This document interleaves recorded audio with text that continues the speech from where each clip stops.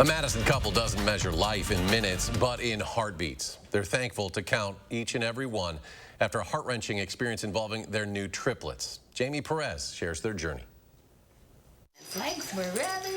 It's easy to see. Katie Rademacher's heart beats for her kids.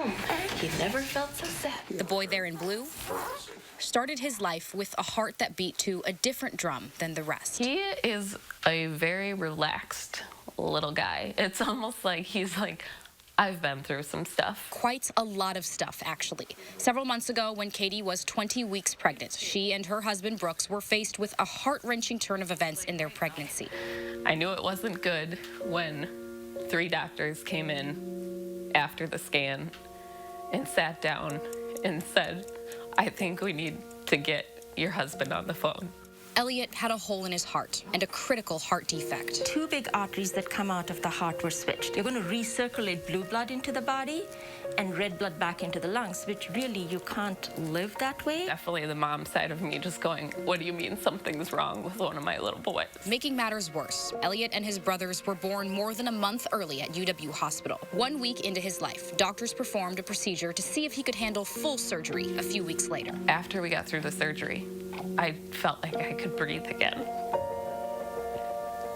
Because there were definitely some days in there where we just had no idea if he was going to make it out of the hospital. Elliot is back home and has a fully functioning heart with nothing but love to give. Dr. Srinivasan is amazing. I mean,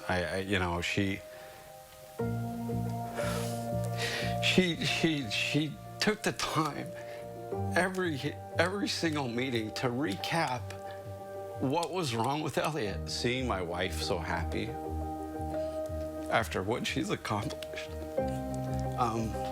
Seeing my older son kiss his baby brothers and seeing each one of them smile it's worth everything.